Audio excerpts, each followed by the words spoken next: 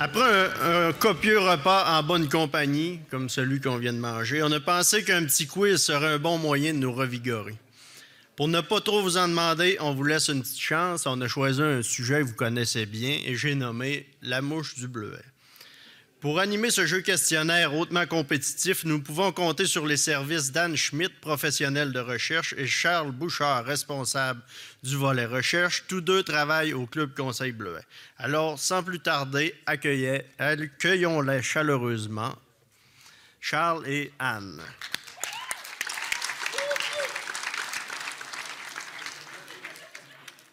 Alors, bonjour tout le monde.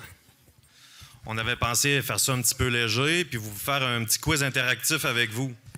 Alors, ça vous tente, je vois qu'il y a des gens qui ont déjà commencé.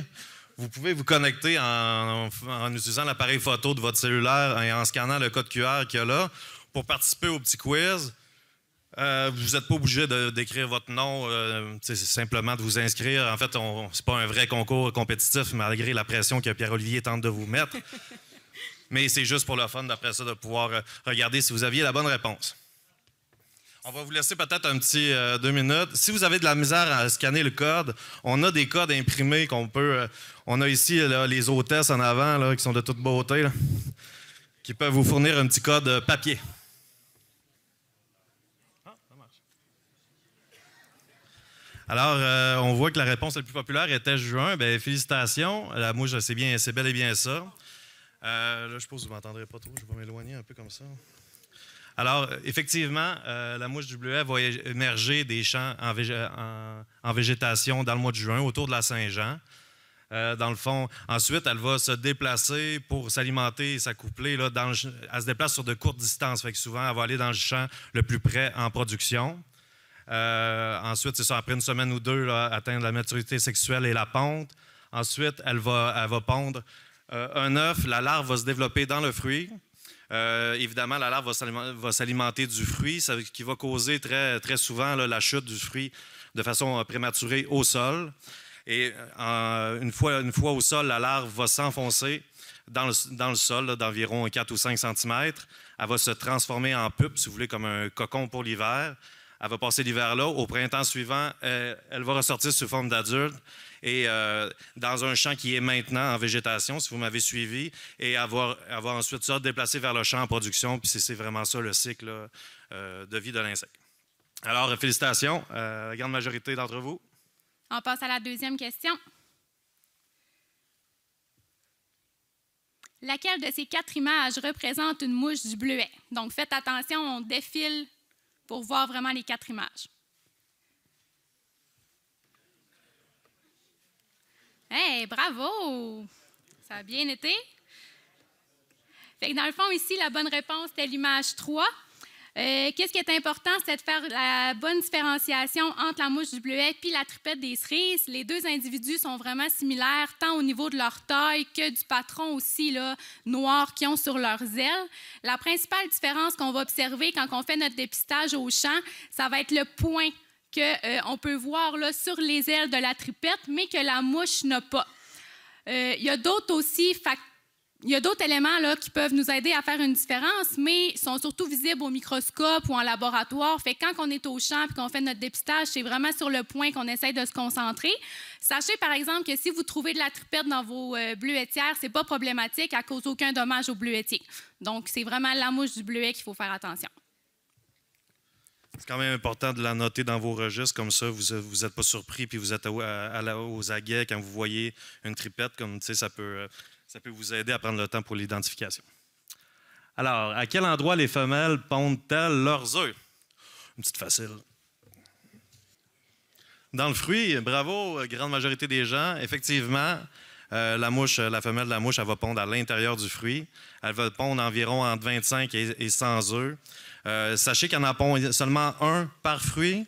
Elle va même d'ailleurs mettre une petite phéromone là, sur le fruit pour dire aux autres femelles ce fruit-là est déjà infecté, ne pas pondre ici. Ensuite, comme je vous ai dit, une fois l'œuf, quand il va éclore, la larve va se développer et va s'alimenter du fruit. Il faut savoir que la larve à maturité va environ avoir 8 mm, donc c'est quand même quelque chose qui s'observe bien. Et c'est ça, vous avez effectivement, là, c'est une petite facile, là, vous avez presque tout eu la bonne réponse. Prochaine question.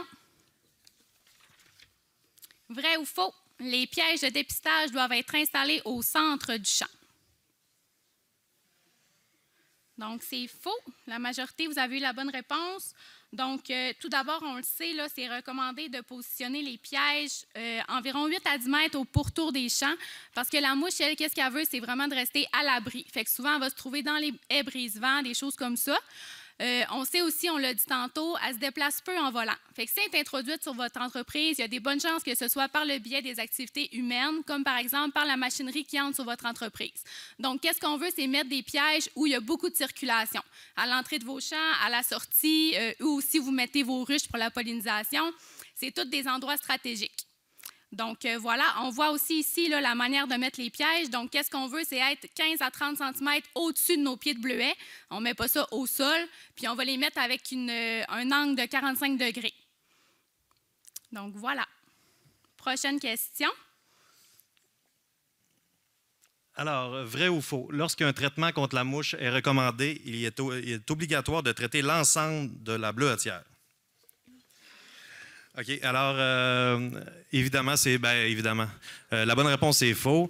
En fait, ceux qui ont répondu vrai, même au contraire, ça a déjà été recommandé là, de traiter les bleuetières au complet. Mais maintenant, on parle vraiment plus de traitement recommandé. Localisé, pardon. Puis, en fait, c'est qu'on veut réduire notre impact environnemental. On veut aussi réduire les coûts parce que des traitements, ça coûte cher. Et aussi, on ne veut pas nuire aux ennemis naturels là, de la mouche du bleuet. Alors, souvent, on va établir un réseau de dépistage et on va vérifier à l'aide du dépistage là, hebdomadaire le plus souvent, voir si on atteint notre seuil. Le seuil officiel, c'est une mouche par piège par jour. Mais compte tenu qu'on va souvent dépister à chaque semaine, on va dire donc 7 mouches à la fin de la semaine. Puis ces pièges-là sont numérotés et localisés sur une carte. Fait qu'on peut, le producteur peut regarder avec sa conseillère ou lui-même, regarder c'est quoi l'endroit là, sur la carte. Mettons l'exemple, le champ 2 qui, lui, il semble affecté. Mais à ce moment-là, il peut y avoir des discussions avec le conseiller ou la conseillère, puis une recommandation peut être effectuée pour traiter le champ une partie de la bleuetière de façon localisée, vraiment en se fiant sur la présence de la mouche dans les pièges. Prochaine question. On peut la sauter. On va sauter 2 après. Vrai ou faux? La mouche du bleuet était présente sur mon entreprise l'an dernier, donc je n'ai plus besoin de dépister. Tout le monde a eu la bonne réponse. Ça a l'air un peu d'une question niaiseuse, mais des fois, on peut se dire « Ah, bon, ben moi, j'ai eu de la mouche cette année, fait que maintenant, ben j'ai plus besoin de dépister, je le sais, la mouche est rentrée chez nous, il n'y a plus rien à faire. » Mais c'est pas vrai de penser ça. C'est pas parce que vous avez eu de la mouche une année que nécessairement, il va en avoir encore l'année d'après. Premièrement, on l'a vu tantôt avec la présentation à Pierre-Olivier, la mouche, sa présence, ça dépend beaucoup des conditions météo. Fait que ça se peut qu'une année, vous ayez eu beaucoup de mouches, que l'année d'après, il y en ait beaucoup moins, ou au contraire, une année, vous avez seulement quelques individus, puis l'année d'après, les populations explosent dans votre bleuetière. Puis on ne peut pas recommander un traitement si vous n'avez pas fait de dépistage. Fait que c'est là que c'est important de faire un dépistage puis de tenir des registres, parce que comme on l'a dit tantôt, on veut savoir où se situe votre problématique pour pouvoir traiter des zones localisées. Là, on manque un petit peu de temps, fait qu'on va sauter 2 questions, fait que je vais y aller rapidement. On va passer à la question 9. La 10, on ne la fera pas. La 8, on ne la fera pas. Fait qu'on y va avec la question 9. OK, alors, vrai ou faux? L'installation d'une station de biosécurité coûte un minimum de 5 000 $ en argent canadien, bien sûr. Alors, bravo. En fait, c'est faux. Comme ceux qui ont suivi les projets qu'on a faits au Club Conseil Bleuet, vous savez qu'on a créé 2 modèles de stations de biosécurité qui sont adaptés pour la production de bleuets. C'est sûr qu'une vraie station, comme les gens s'en font l'idée, là, avec une dalle de béton, tout ça peut coûter facilement 15 000 $ juste pour la dalle et peut-être quasiment le même prix là, pour une excavation, la préparation de terrain, ces choses-là. Mais nous, on a démontré dans l'étude là, que vous pouvez voir dans les différents documents Agri-Réseau, la trousse du bleuet nain ou encore sur nos plateformes YouTube et autres. Vous pouvez aller consulter ça et dans le fond, on fait ce qu'on appelle une station de biosécurité temporaire. On utilise la toile de béton est remplacée par carrément, la dalle de béton, excusez, est remplacée carrément par une une toile imperméable. C'est un peu le même concept. En fait, ça permet de recueillir l'eau, puis ça tombe dans un filtre. Ensuite, c'est ça, les résidus de l'eau filtrée, on peut après ça en disposer. Alors, ça coûte moins de 1 000 dépendamment du type de machine à pression que vous utilisez. Donc, effectivement, là, c'est vraiment possible de créer une station en bas de 5 000 $. Prochaine question, avant-dernière. Donc, c'est quasiment fini. Après le nettoyage de la machinerie sur notre station de biosécurité, quelle est la bonne méthode pour disposer des déchets? Hop, un peu plus partagée celle-là. Effectivement, la bonne réponse, c'est de les jeter dans un sac de poubelle fermé. Quand on fait un nettoyage, qu'est-ce qu'on veut? Premièrement, brosser toute notre machinerie. On veut enlever tous les résidus de terre, les feuilles, les bleuets qui peuvent se trouver sur nos équipements.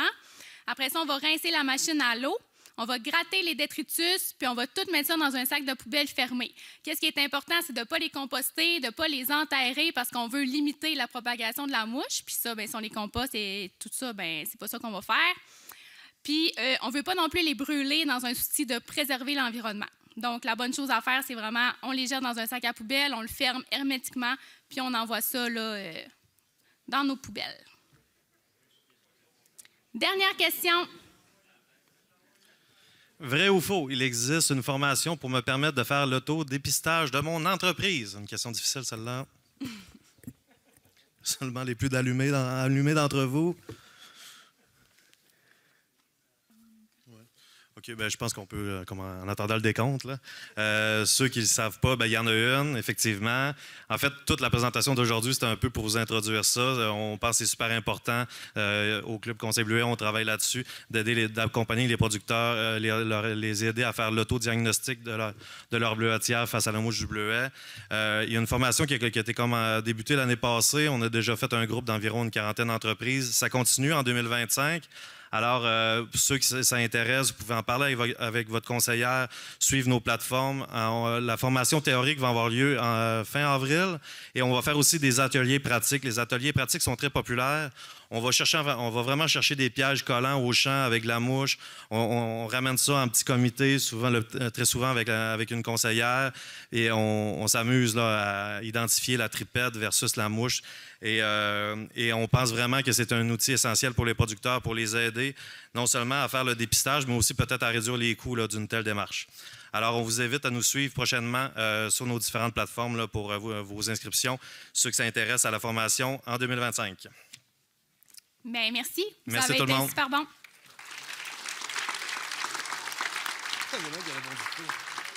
C'est qui a répondu faux, là?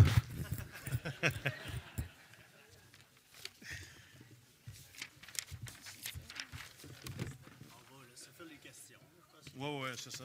Ceux qui ont des questions viennent suivre notre formation.